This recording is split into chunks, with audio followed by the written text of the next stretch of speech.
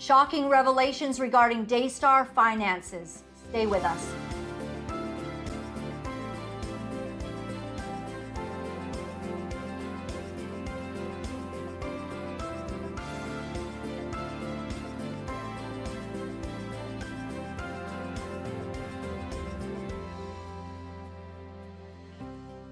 Well, hello everyone, and welcome to the beginning of the last days. My name is Laura-Lynn Thompson, and I'm going to begin by reading from my father's Bible. I miss him, and I wish he was here right now, because I know he would give me good counsel, and he would walk with me.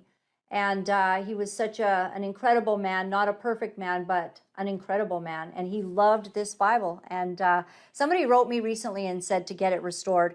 I open it up, and on this page, it is just marked up. I chose one starred and underlined verse, and it's from 2 Corinthians 5. And we're going to be talking about our earthly house today versus our heavenly eternal home. For we know that if our earthly house in this tabernacle were dissolved,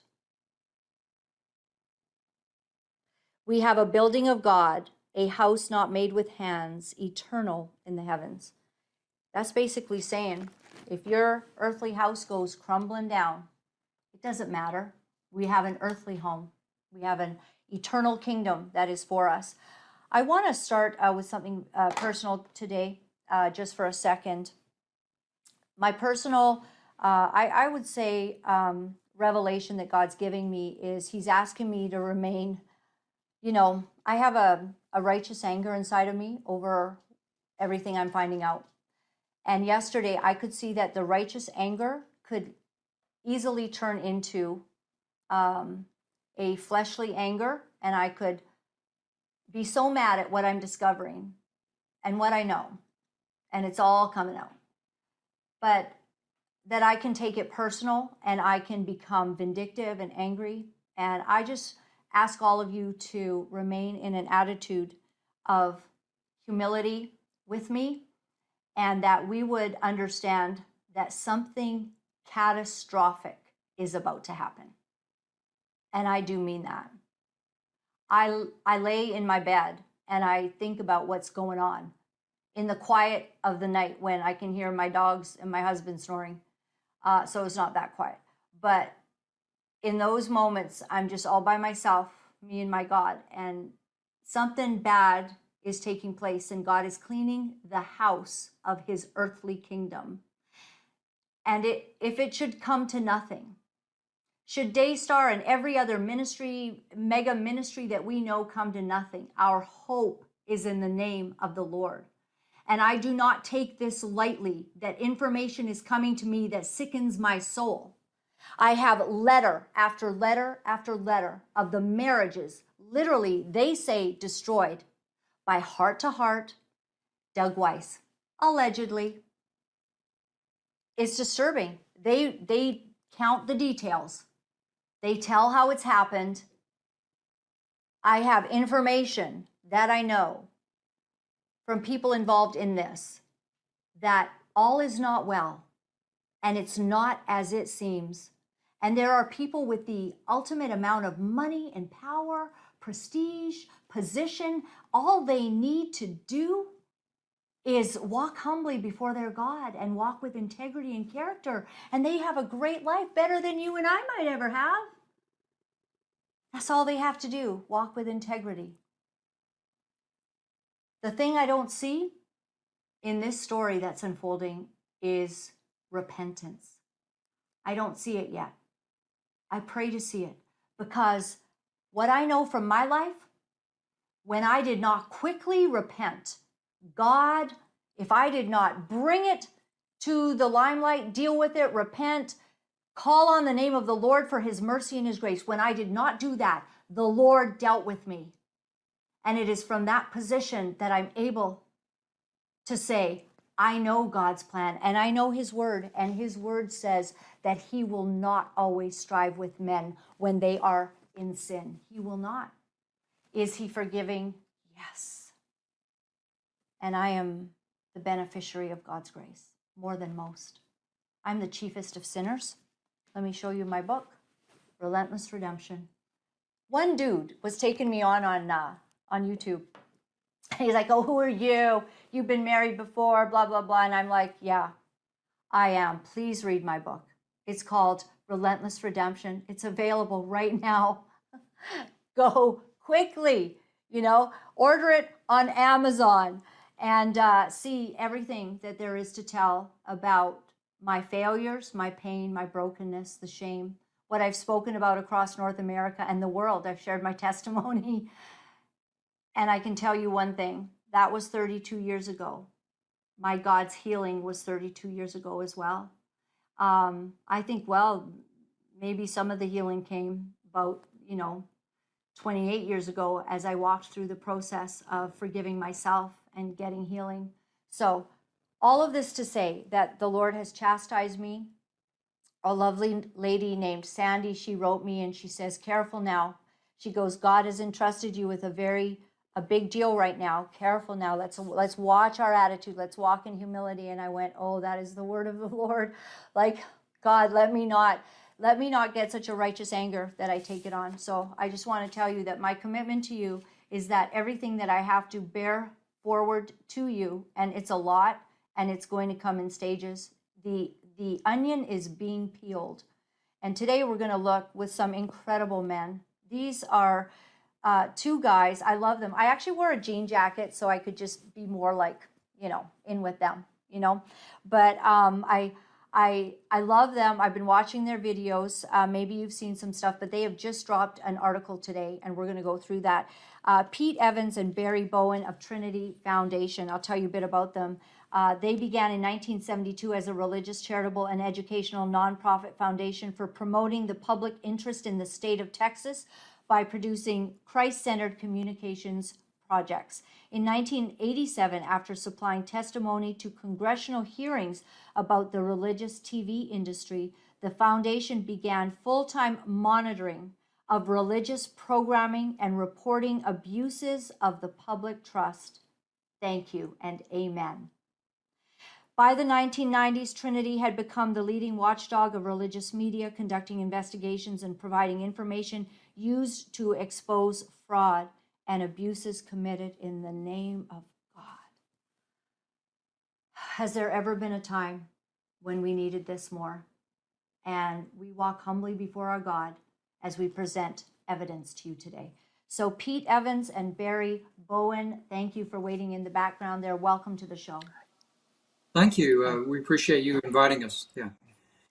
So tell me a little bit about yourselves. You are, I love that you this kind of fell into your life and you began to realize that you were going to have to do some serious digging if you were going to expose fraud and deceit in the Christian world.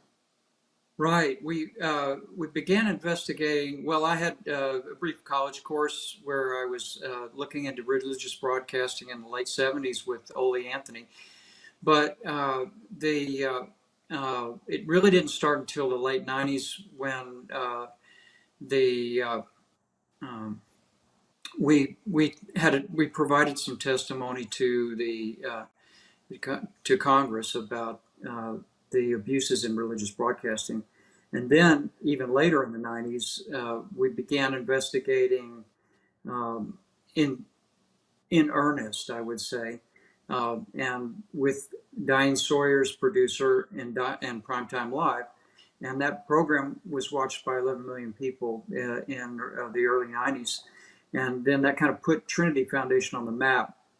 And just to back up for a second, I appreciate what you said about humility because we're nothing. I see myself also as the chief of sinners, and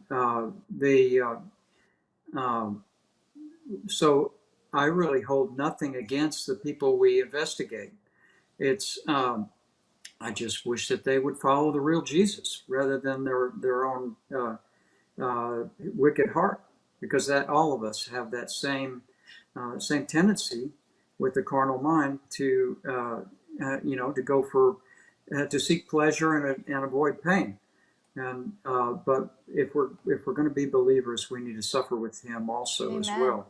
And if I could just ask you, Pete, like this is an ominous task that God, he gives to people that he can trust, because someone's got to tell the truth. Right. Yeah. And bring accountability. At first, it just seemed something really cool to do because I worked undercover in some ministries in the 90s and in a cult. And uh, it wasn't so cool after like 5 or 6 months and didn't seem like we had any results. But um, we we helped with a program about Benny Hinn's ministry. We helped with a program about Jimmy Swaggart's ministry.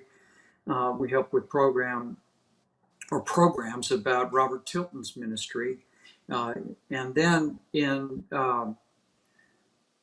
we just kept doing it. I became a private investigator along with Ole Anthony and some others here, and then in the mid '90s and then the late '90s permanently since then. So our company has a private investigator's license. It just seemed like it was kind of dropped into our lap to investigate religious fraud. And no, it's not popular. It wasn't. It wasn't popular, especially among the people we investigate. But we're not Right. trying to hurt people. We're trying to expose.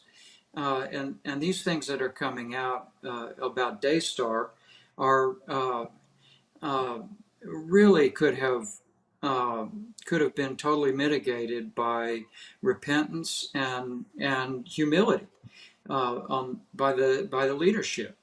I feel for Jonathan and Susie that all the oppression, submit. We're the voice of God to you, or Joni is, and that's not humility. But anyway, so in the 2000s, we provided testimony to the U.S. Senate Finance Committee about abuses. We provided eventually over 30 reports to the U.S. Senate Finance Committee about self-dealing, about pastors who were living in mansions, had private jets, driving Bentleys. The pastor doesn't need to lord it over his congregation. The pastor originally sat in the low seat, and the apostles took the lower seat. They taught in humility, not what we're seeing today. It's totally the opposite. I would almost call it the anti-gospel. So anyway, along comes Barry helping us with we're as a volunteer investigator, give information to the Senate Finance Committee, and they were rolling along pretty well until the U.S. economy crashed in 2008, and then the Senate Finance Committee just put it on the back burner. They did not send subpoenas like we had hoped they would, and I'm making this really quick because that's all people really need to know, is that the Senate Finance Committee and their investigation basically went nowhere except for some short reports that were put out in what year, Barry? Maybe 2010, something like that? 2011. Okay. Yeah. So they turned everything over to ECFA, which is the Evangelical Council for Financial Ability, and Senator Grassley asked them to come up with something that would hold people accountable in religion without any legislation, which is an idyllic way of looking at human nature, because without accountability, without transparency, human nature just naturally reverts to greed. That's why our founder used to say that I'm not. He wasn't against the televangelists. He prayed for them. I pray for them, but he said they're there. God allows them to be there so we can see ourselves apart from the cross, apart from picking up the cross. Wow. And so that's a big deal.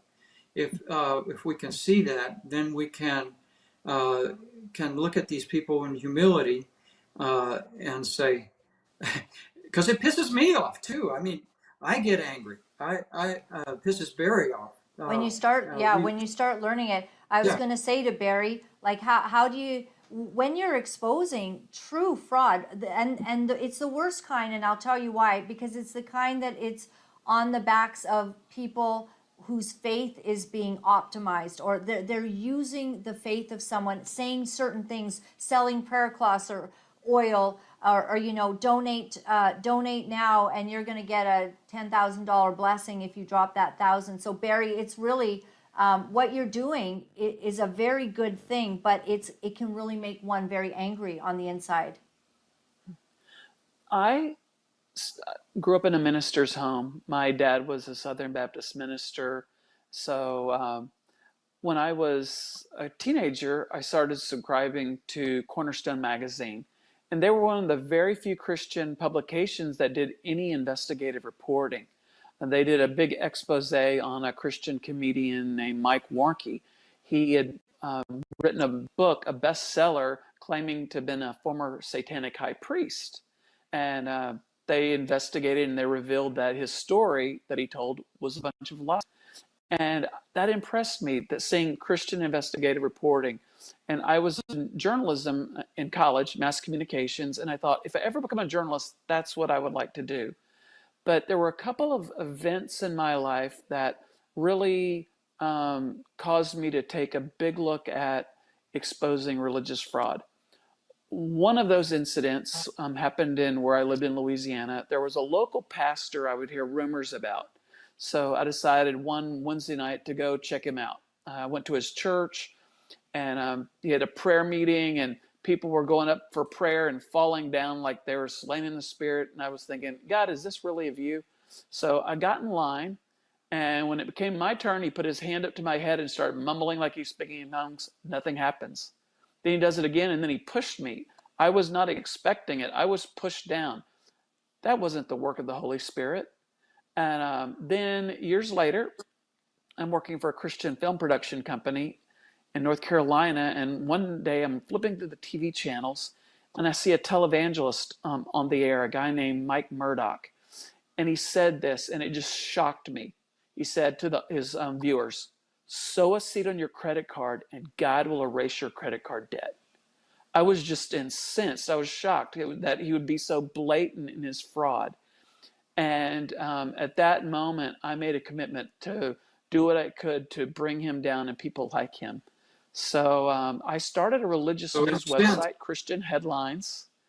And Christian Headlines, the format was sort of like the Drudge Report when I ran the website, which I ran for 11 years. I would look for articles of interest to Christians and link to them. So I started coming across articles about religious fraud on a frequent basis and started emailing Ole Anthony, the founder of Trinity Foundation, and Pete Evans, sending them tips. And Pete started giving me tips on how to do investigations, how to look at property records, how to look up a 990. And just as an investigator, I do lots of searches. Keep seeking and you will find. That does apply to our work as well.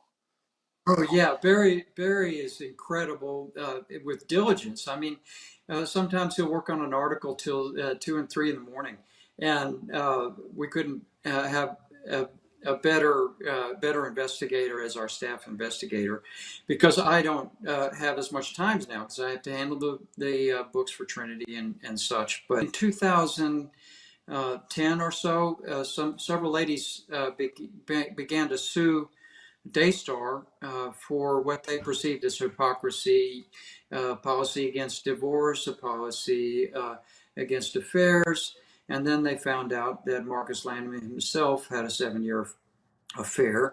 And so originally it came out of the news like these ladies were trying to blackmail Daystar, but that I personally don't believe that's what happened at all. But in the course of that lawsuit, a lot of financial information came out about Daystar, and they wanted to seal those records. They had revealed a lot about the business aspect and their investments, and they didn't want that public. But why? Shouldn't a media ministry that gets millions of dollars a year be transparent. And so we've got wind that the judge had sealed those records improperly, and so a lawyer agreed on our behalf. David Pike agreed as pro bono to help us because we didn't have any money, and filed an intervener's motion to get those records unsealed. And he was successful. And most people really don't understand that if you have church status, you can be totally opaque with your finances. And so we came out with this. So we quoted David Pike today, and we quoted our motion to the court to unseal the records. If you're ready for us to talk about it, we can. You go right ahead. Let's dive in. Okay, Barry, fire away. Tell them a little bit about the business practices that we've discovered. We had an informant contact us a couple years ago, and recruiting informants is very challenging. Sometimes when a news story will break, then we'll get interest from the public and people come forward with information. Tips are critical for uncovering fraud and other bad behavior of nonprofit leaders. So this informant told us that at a golf game involving Marcus Lamb, Marcus said, "You mean that man ain't dead yet?" And the way he said this sentence really stunned the people there. They were shocked. Our informant concluded from that comment that Marcus wanted this person to die. And he knew, and the other people there knew, that Daystar, which is also Word of God Fellowship, that's the real name of the organization. Daystar Television Network's a trade name.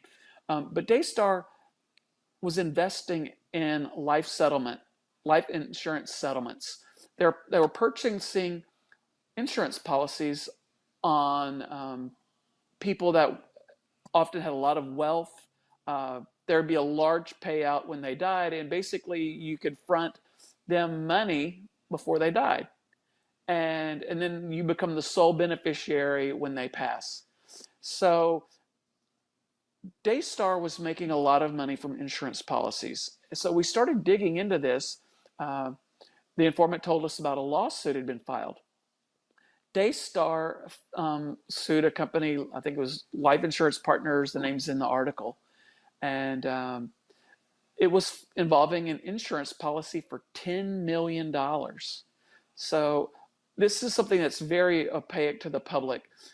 Daystar does not file a Form 990 with the IRS. So this is one of the advantages of church status. Churches, synagogues, and mosques do not have to file this informational return. Other nonprofits do. A Form 990 discloses total revenue, total expenses, the number of independent board members.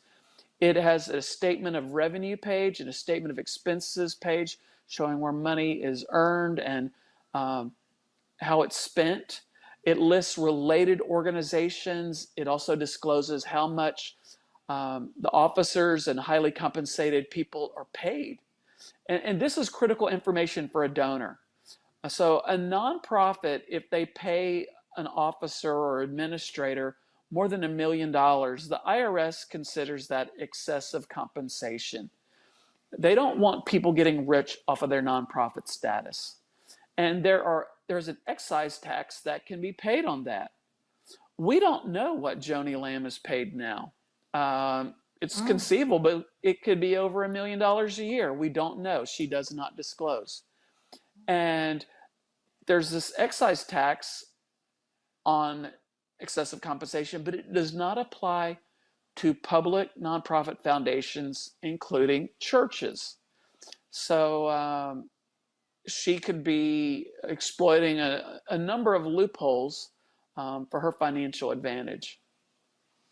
Wow, that is shocking to me that there's no way to know that, because in Canada, I have a charity and it's full disclosure. Like, you don't get away with nothing. You have to tell everything that you make. It's all there. Anyone can go actually online and see last year's tax return, and they'll be looking forward to the next one this year. That's the case that everything in the U.S. is headed away from transparency. It really chokes our investigations. We can't look at a church's finances. We can only look at the evidence that we see on the surface. Daystar would do themselves a world of good if they would file the Form 990. If they would just voluntarily file the form. Or and they'd show have a lot of people upset by what they'd have to reveal. I mean, I'm guessing they don't, like you say, we don't know what Joni makes. We don't, but we do know the evidence. We And found Doug Weiss. we see their lake house. We see their the mansion that she has on a street in Colleyville, and another one she just built on the same street. So that's 3 houses. Then we see there that the high-rise condo overlooking the beach, Florida Panhandle Beach, the beautiful Florida Panhandle. That's a roughly $3 million condo. So we can look at those statements and we say there's got to be money, because those are not owned by the church.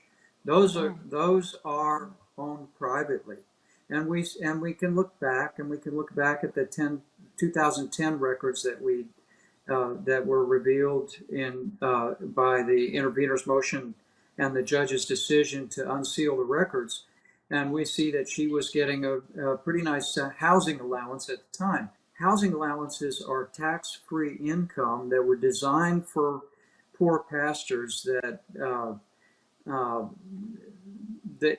lived in a house that wasn't owned by the church, so they could. A pastor might be making, $20,000, $30,000 a year, and how are they going to feed their family and still make a house payment? So the housing allowance was designed for people like that, not people that are wealthy. And I don't know you if put she's this right. you put By this the way, I all don't in know your if it's articles, still, right? Yes. typically the housing allowance is not in this particular one, but we have talked about it in a recent one, and in fairness, we don't know if she's still getting a housing allowance. We just know she was getting one back then. Over a 10-year period, Daystar's Joni and Marcus Lamb received $1.6 million in housing allowance. Also, there's allegations of giving big loans for the children's getting For homes, family except for Jonathan and Susie, who have not taken this loan. Barry did some digging, and we were kind of shocked. Tell them what you found, Barry. When investigators, well, one of the things that we have to do is identify related organizations, related company names, and search those in county property assessor websites. In the state of Texas, they're called appraisal districts. So at Tarrant County Appraisal District, that is where you can search for a lot of televangelists in Texas. Daystar and TBN both have production studios in that county. So we searched it. WPXS is, I believe that's correct. It's the call letters for a Daystar television station that operates in Illinois. And WPXS Inc. is a company owned by Daystar. They gave a $550,000 loan to Rachel and Josh Brown, and over $700,000 to Rebecca and Jonathan Weiss. So that's just which loans is to family members. the daughters, yeah. Correct. But they provide loans to other people, other organizations. Pete was doing dumpster diving and discovered their $20 million loan to Gateway Church, which has been repaid. And why would Gateway Church borrow $20 million and then repay it? Did they have it for how long? Do you know how long they had that loan for? The loan was to last for quite a while. In my memory, it was like 15 years, but they borrowed a lot of other money too. In all, they had to borrow close to $100 million when Gateway Church was being built. So they used Prosperity Bank. They borrowed from another bank whose memory fails. My memory fails me right now, but that. They built their church right by one of the most wealthy communities in Texas, by Westlake, Texas, and Southlake, Texas, and those are some of the wealthiest cities in the country. We found out later that Marcus Lamb and Robert Morris were close golfing buddies, and that's what led to. That's what led to these loans, and they can be found online. They're all under Word of God Fellowship, under uh, under the Tarrant County Clerk's Office. You can look this stuff up. And in But other articles, you have like 40 church and ministry leaders, beach houses, beach condos, waterfront homes identified, their total net worth of 140 million. I don't think that when people think they're donating to a ministry, they're actually anticipating they're buying the condos, you know? Right. We're trying to do more and more data journalism. Data journalism is building large data sets of information. I started creating a master address list. And what I realized was I had information in a bunch of different files. It would help if I had it in one central location. And so I started this master address list, and it enables us to see patterns. We started seeing more and more of these beach homes and beach condos. The most expensive one it cost about $15 million for a beach condo. The most expensive parsonage that we know of is $20 million. That's Jesse Duplantis's parsonage near New Orleans. So what happens is with this master address list, there are clusters. You'll find people close to each other. This is how we concluded that Colleyville was the televangelist capital of the world. Joni Land has 2 houses there on the same street. They're right nearby. TBN owns property. Robert Morris had a home there that he sold. Nearby is James Robeson. There's a number of people in Colleyville and outside it that are televangelists. My mom and dad were missionaries, and they never made a lot of money. The old school way of doing church was, if you're serving the Lord, you're probably broke.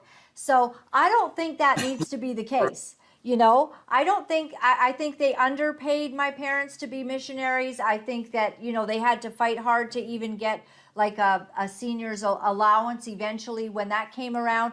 And that should have been, and that the church kind of then instituted it. But I will tell you that on our missionary allowance, I was not getting Nike and all the name brands growing up in a missionary home. And I was born in Uganda, so it was extreme poverty. And so I grew up in a totally different way. But I'm not against having a nice home.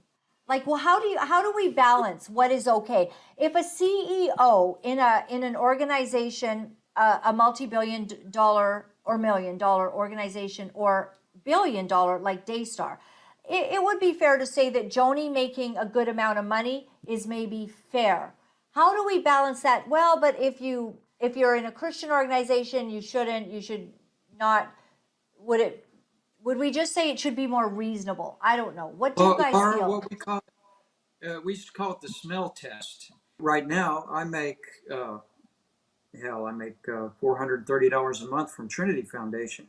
But thankfully, we have the money to pay Barry at least not a very good salary, but a lot better than that. But I do that on purpose because I like what we do. The IRS, the way the has IRS a reasonableness standard. Yeah, and the reasonableness standard, the way it works is, what would a like-minded person be paid under the same or similar circumstances? So right. This is why a number of nonprofit organizations use compensation consultants to do a study to recommend a salary for a church leader or ministry leader. They're looking at what a pastor of a like-sized church would be paid. Yes. So the smell test, I think when it begins to be so extravagant that it has a stench, then you begin to go, okay, we have a problem. And maybe it's because in a corporation or a business where they've set out to make a lot of money, and that is the reason, and they produce widgets, and they sell a lot of widgets, and they have a multi-billion-dollar company, and everybody's making a lot of money and all of that. It's kind of fair. I think where we run into a problem with ministry is that we hear those calls.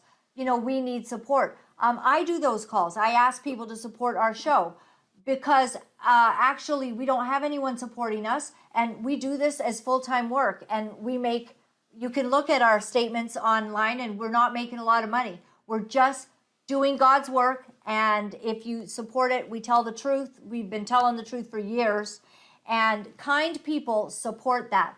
But if we are now starting to live extravagantly, then I think that would become smelly, and it would become smelly, pretty fast to a lot of people if they were seeing that. Yeah. Exactly. And each organization in the U.S., their nonprofit organization, is required to create what is called a compensation committee that's supposed to be independent of the board. But we found that a number of compensation committees are formed by the employees of the lawyer that represents the ministry that told them in the first place that they need to have a compensation committee. Some of the people we investigated were making such huge salaries, and their salaries were being compared to movie stars and popular singers and CEOs of multi-million-dollar corporations, and I just don't get that. During the Grassley inquiry, Senator Grassley, his staff sent faxes to 6 TV ministries asking for financial records, financial information. At the end of that process, the Senate Finance Committee compiled reports on 4 of the 6 TV ministries, and 2 staffers compiled a memo outlining loopholes in the law that were being exploited by religious leaders. In that memo to Grassley, in that report, it mentions that one of the 6 TV ministries, the compensation committee recommended the pastor be paid $2 million a year and compared them to Oprah and Britney Spears. So that was probably one of the 2 women televangelists that were being investigated. Those were Joyce Meyer and Paula White. Oh boy. Right. And I know, like, you've outlined some things about Paula White too. There's 2 things I want to go through a little bit through your article a little bit.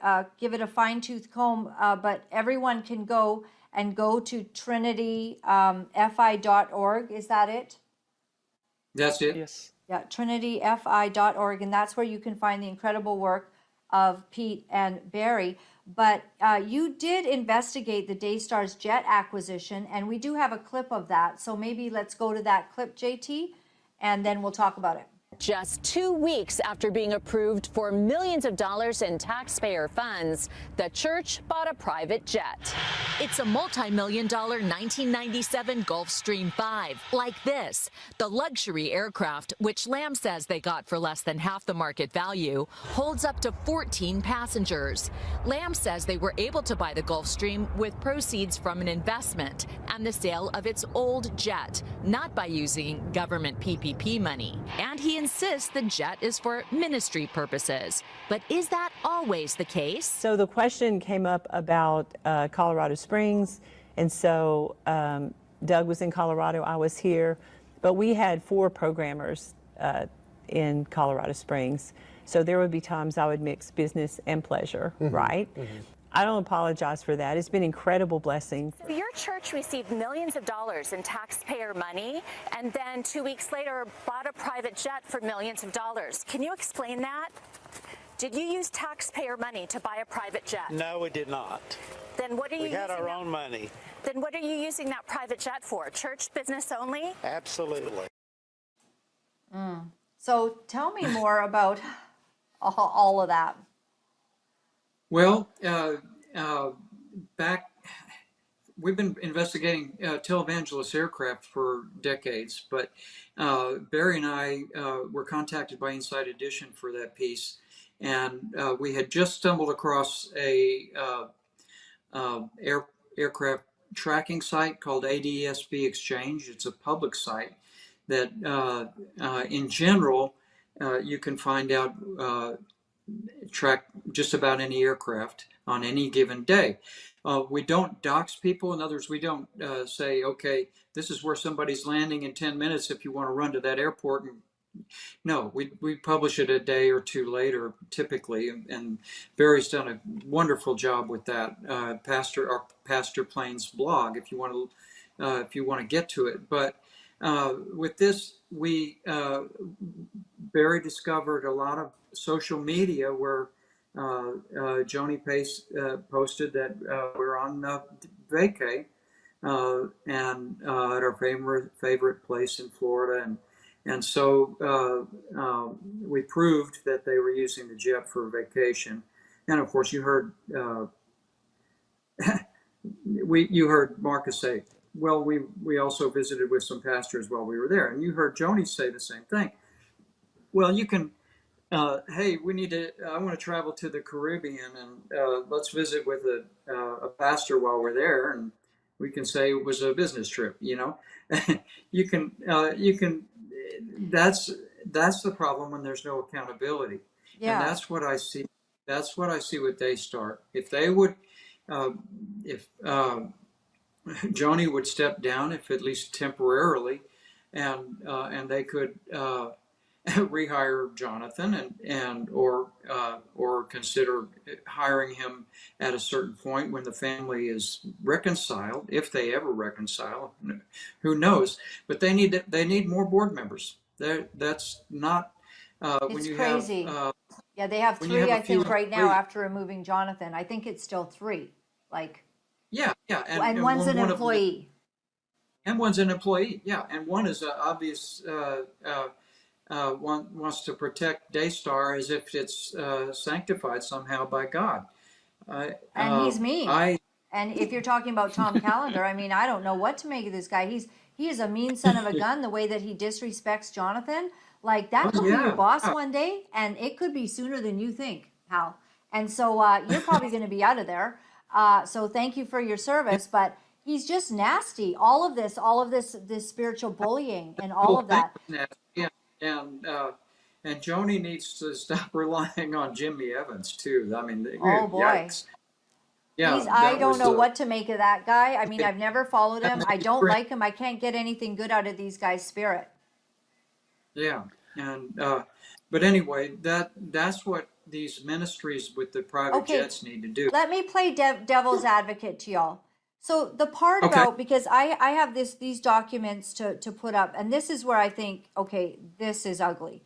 But all right, you head on down to the Caribbean, and you do a couple meetings, and you preach for some local churches, and you bless the people, and it is God's word.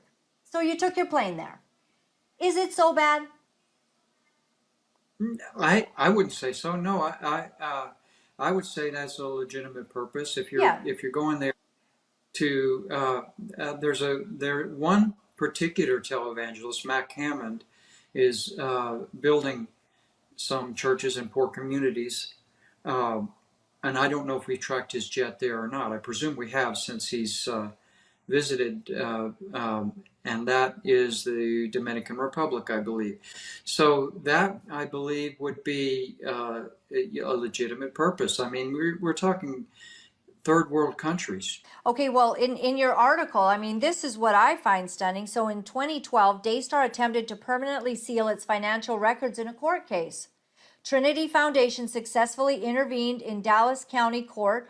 The unsealed documents revealed Daystar and its related organizations had 227 million in total assets, 225 million in net assets in 2010. In 1 decade, the network's total assets tripled. Or quadrupled if you do the math. If he says they're Oh. over $1 billion, if they're appraised at over $1 billion, Right. yeah, Barry was being kind. So I made a anyway, mistake there and didn't catch it. no, that's okay. I didn't Okay. correct it because Right. we don't know. You We can don't correct know, it now. Yeah, it's even but- worse. You made a mistake to the betterment, but it's even worse. yeah, Yeah. yeah. So, back to the Jets for just a quick moment. Daystar's president Joni Lamb and her husband Doug Weiss live 12 minutes drive from American Airlines terminals at DFW Airport that flies all over the world. And so that's why one of the articles that Barry wrote is we used industry standards for per mile flight to see what it costs to fly the Gulfstream 5. And with those records, Barry discovered that it was as of now, as of all the flights to Colorado Springs, and of all the flights to Destin, to the counties next to Destin, Florida, they could have saved over $1 million flying commercial. There's a tax on personal use of private aircraft, and we don't know if Joni Lamb is paying that tax for these flights to Destin, or if she reimburses the ministry for these flights. In my opinion, if she's not reimbursing the ministry, this is an excess benefit transaction. And I do think there's grounds for the IRS to audit Word of God Fellowship, Daystar, for the way they use their aircraft. Yes. And my husband was saying in the background, it's a really beautiful drive to get to Destin. Like, you just go through everywhere. I mean, what's wrong with driving? But Well, it is like a 12-hour, I don't know, a 12-hour drive. So yeah, 14-hour. Yeah, we love long But- drives. So yeah, we're crazy. We're crazy that way. Right. And we don't have a jet. Well, I'd We love don't have a to jet. drive around Canada too. I love the scenery. Anyway. It's snowing. It's snowing today, guys. Oh, cool. Yeah. Yeah. So JT and I laugh. We make this this thing that we do happen with the two of us basically running around like crazy people, turning on and off lights and just doing And what that's we us do. too.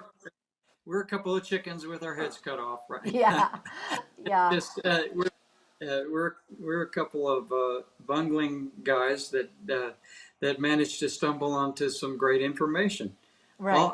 Often, every day, kind of like Inspector Clouseau and the Pink Panther decades ago. But anyway, So the Barry's legality. great.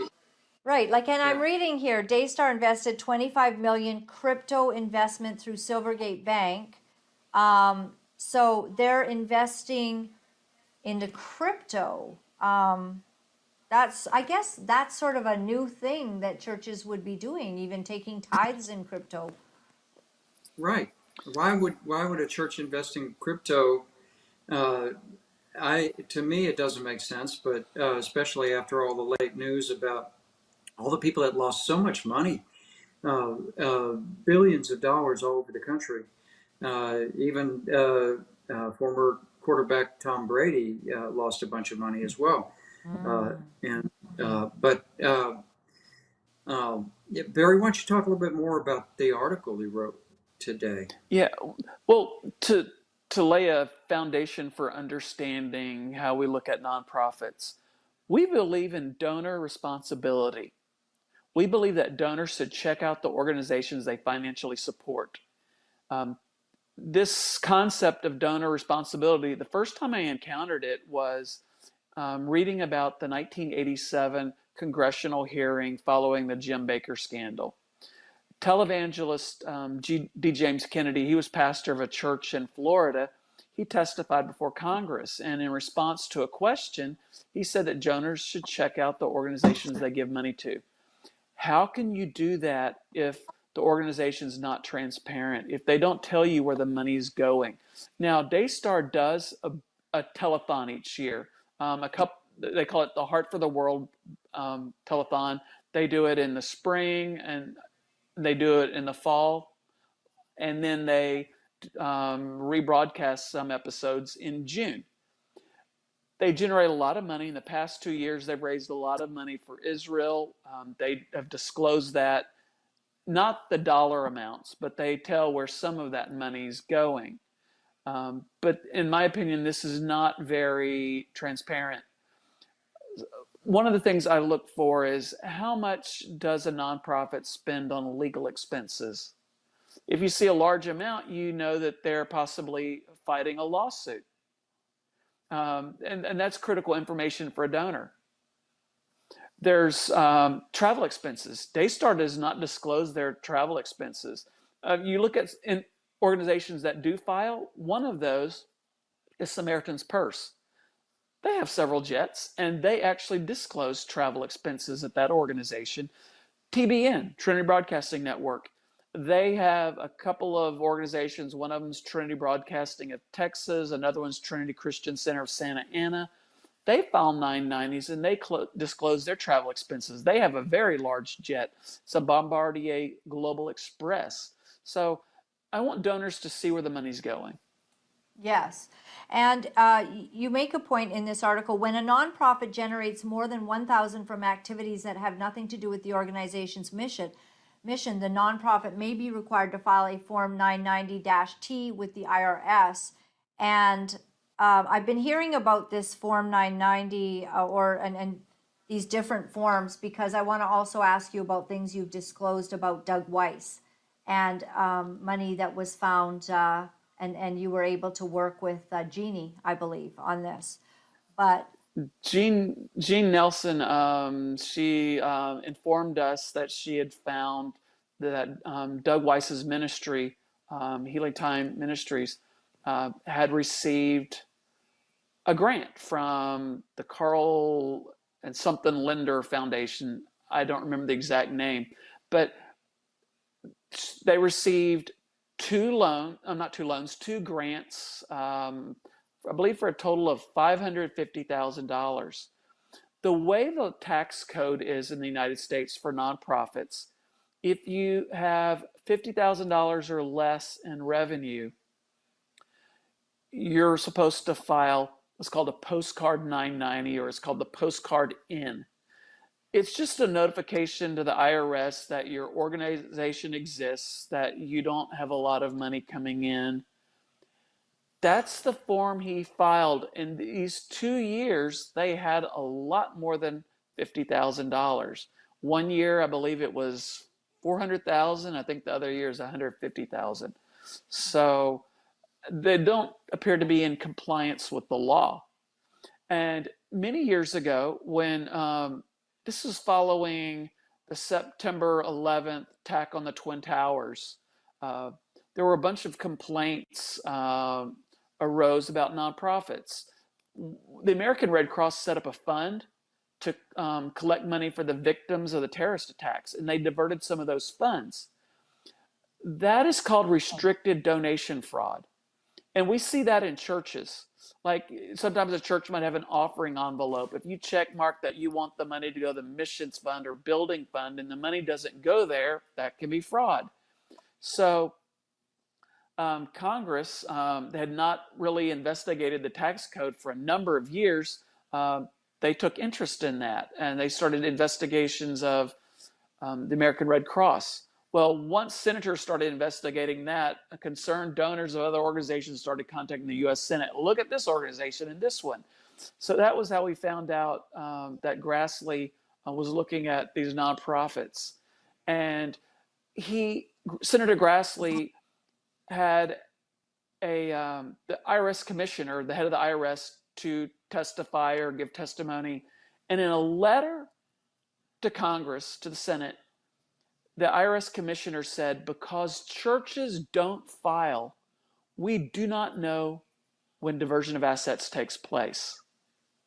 They don't have the information they need to properly find church fraud and church financial crimes.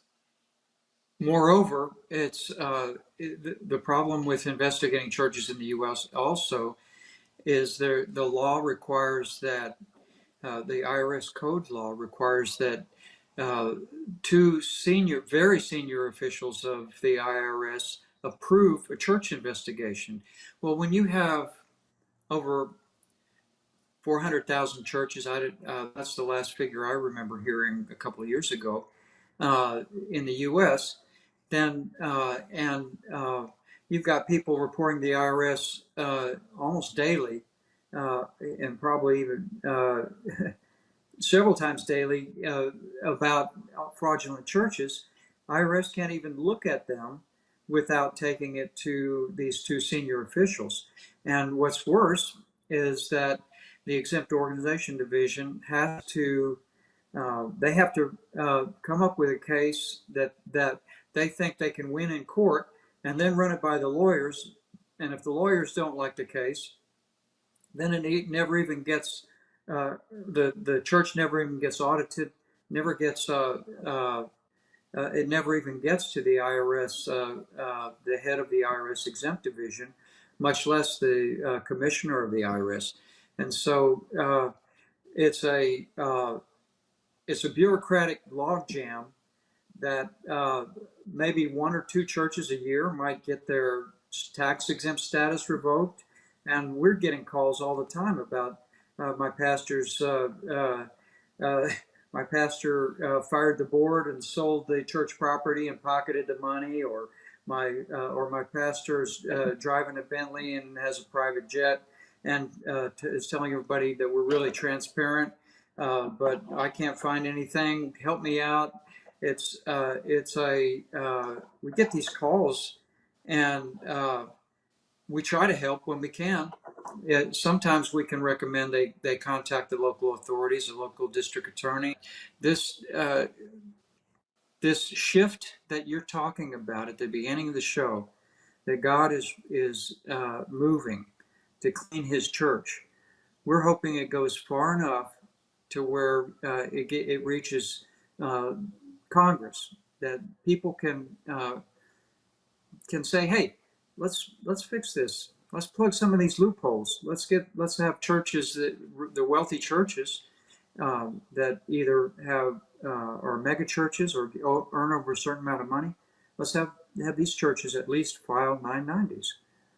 I know they did say that they were giving away millions and millions of dollars to overseas, and when you or someone really looked into it, it wasn't millions. It was like the charity was that we do broadcast there. That was the charity. It wasn't food. It wasn't clothing. Well, we broadcast there, so that's our charity work there. You know?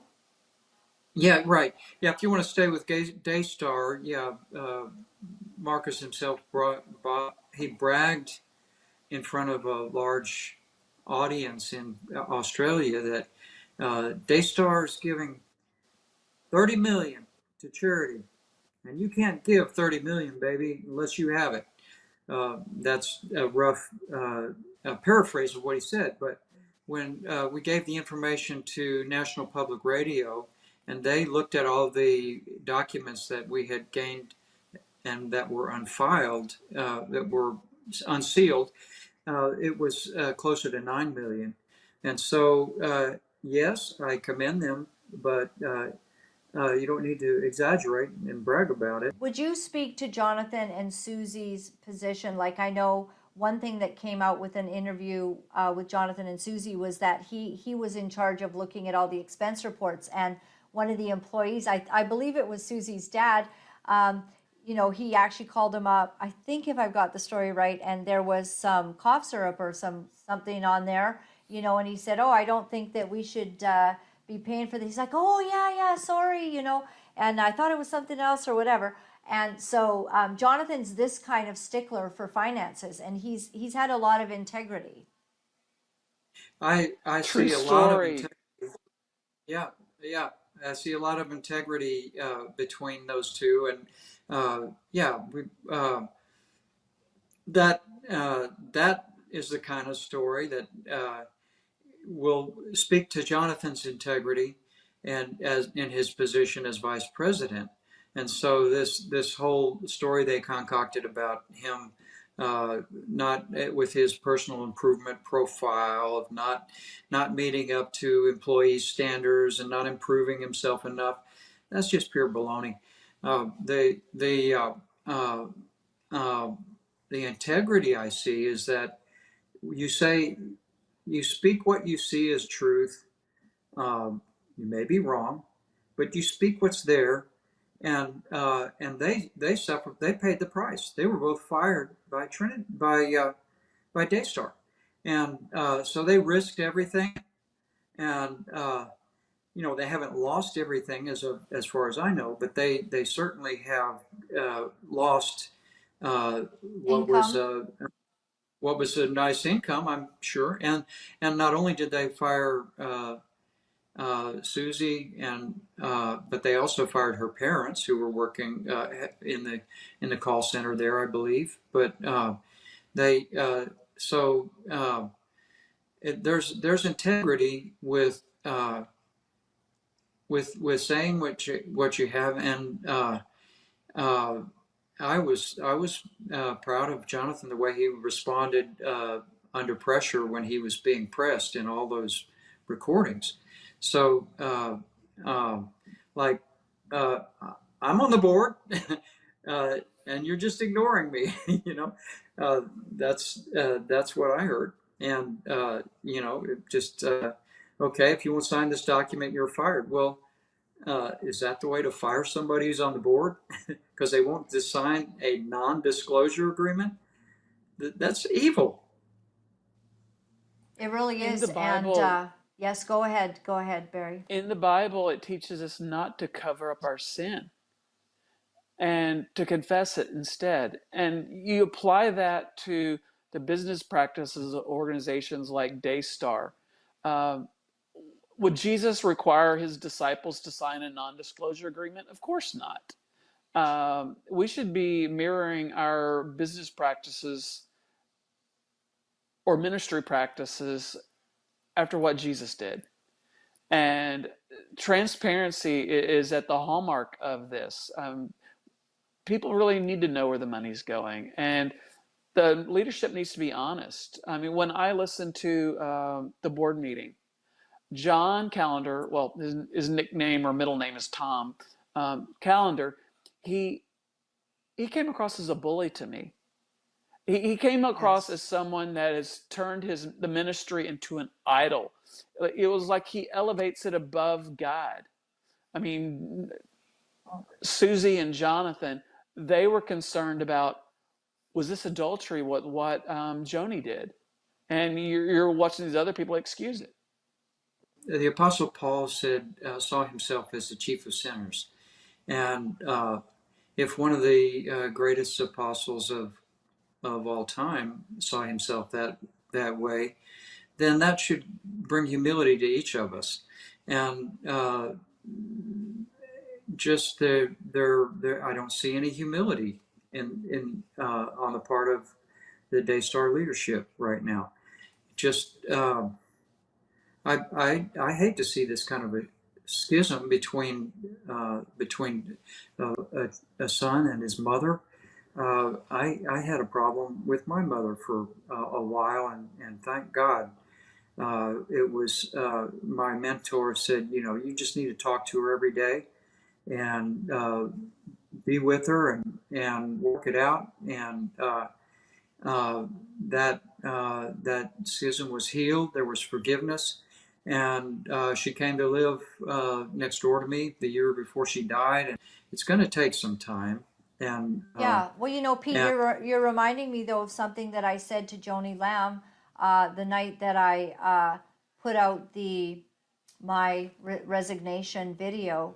I said to her, "Listen, your son is amazing. If you and him can just get together, get on the same page, and do get get yourselves in unity, then no one can touch you. And then I said to her this, I said, but for Daystar to survive, and she got quite upset at that comment. And she said, oh, Daystar will survive. And I remember thinking, okay, this is Wow. sexual abuse allegations.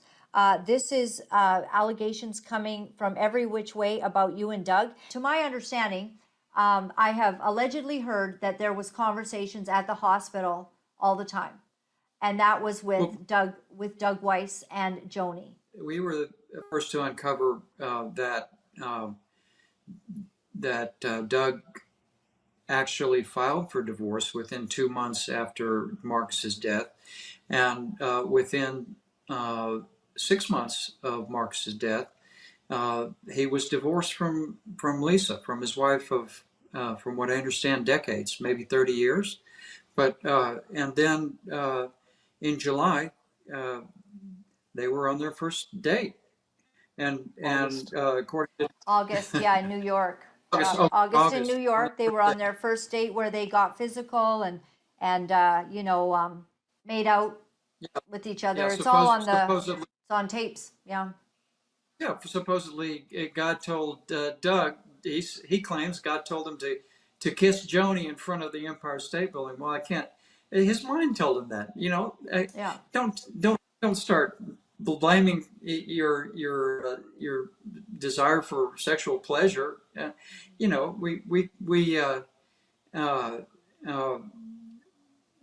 need to return to that childlike dependence on God, but not keep saying, "Hey, God told me to buy this jet. Hey, God told me to buy this Mercedes over here." Like those are comments by Jesse Duplantis and or Kenneth Copeland. God told me to build this huge house, and I don't care what you think. Well, the allegations are now flying. And the reason, and I was speaking to a spiritual mentor this morning because I'm getting prayer every day covering me, because what we're doing is we are exposing such darkness. And I want to make sure, as I bet you guys do, that we are in humility before God, and we're careful about our own lives, how we're living. But here's the thing, and this is what I think applies to you as well. And I said this to this woman that walks with me carefully. I said, what I feel is that because they brought this marriage to the entire world, saying that grounds were biblical, when in fact, I played a video last night of Doug Weiss talking about how he looks into his wife's beautiful green eyes as he makes love to her, like we needed to know. But anyways, that it's TM. that, and that he has a godly, member of his body. Like all of this stuff that he's put out there, how Jonathan, there's this clip of Jonathan asking him, if I guess, you have the butterflies for the first year and a half and they leave, right? Oh, no, not for Doug. He's had them for 30 years over that precious Lisa. And he's got all this stuff. So it was like, were you a liar then or are you a liar now? Like, you came across. I watched your video and I was very well put together. It exposes That's from Jean Nelson. And she told me it was Jean. Jean Nelson. Yeah. Good job, right? Great job, Jean. But that's what people are tired of, is the hypocrisy. All people want is some honesty, for people to say, I was just fighting back because I felt my world falling apart. That's all Joni would have to say. And and I'll take myself out of this picture for a while and step down, bring in a board that's credible, because that board's lost all credibility. Yeah, let's start hiring a board that is independent, that loves Daystar, of course, or loves to spread the gospel. Not necessarily loves Daystar, because Daystar right now is just a business. Well, very, very good, Pete. That is so good. It's just a business, and now it's crossed into a public. That many comments have been made, many public declarations, both spiritual and yet it's a business. But you guys are doing good work, and I just want to thank you for your time. Thank you for giving us so much information. We encourage everyone to go to trinityfi.org, and please keep doing what you're doing, because it's going to keep all of us accountable. We're going to be like, hey, you better get that on the books, because those Trinity guys, they are going through our garbage. Okay? Yeah. We got to have clean We're going slate through your here. garbage. We're coming after you. Yeah. Watch your Yeah. throw away. Yeah. Yeah, I love it. Yeah. God bless you, brothers, and thank you. Thanks. And we'll talk to you again. We really Bye. appreciate you, Laura. Thank you. Bye-bye. Thanks. Well, that was an absolutely fascinating discussion, and it can't hurt for there to be more accountability in the body of Christ, where we are held to a high standard of what we're doing with God's people's money. If it was just a business where you're selling widgets, it's totally different, you know? But because it's God's people giving because of their faith, giving because of their love for God, I think that this is why it's very important, and it behooves us to do things right.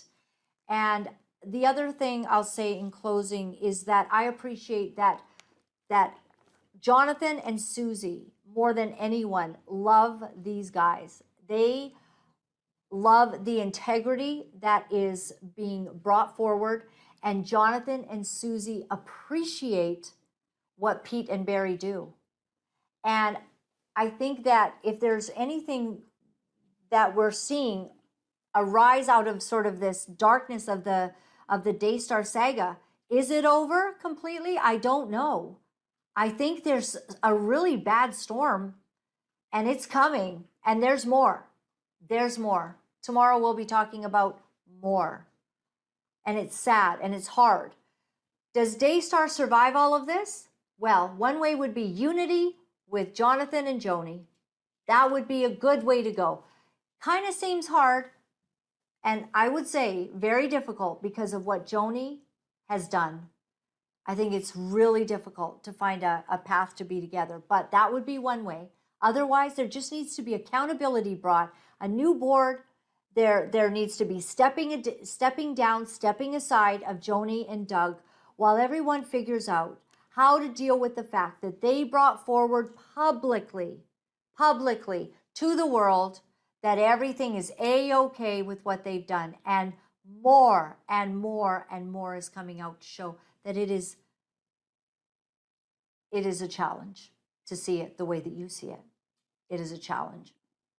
And so all of this is difficult, but I do stand with Jonathan and Susie, and I do believe that if anyone could run Daystar in the future as Marcus Lamb wished it, I think it should be Jonathan, and I think he would do a good job. And I will say, from what I understand about the airplane and all of that, that steps were made by Marcus Lamb to take care of that, to pay back, to do some things that would make that right. My website is Laura-Lynn.tv, and I thank you very much for your support. And very, very hard to talk about all of this, but I will say we are here for one reason, and that is because God has brought us here at this time, at this hour, and we are doing what we're doing because of integrity, because we believe that God will bless us for speaking out with courage when we see that certain things are happening that are not good. And when you support us, believe me, every penny is accounted for. And so we're very grateful to you for all of that. And at that button there at my website at Laura-Lynn.tv, you can even donate anonymously. And I appreciate very much that you'll stand with us, help us to do what we do so that God is glorified in all of it.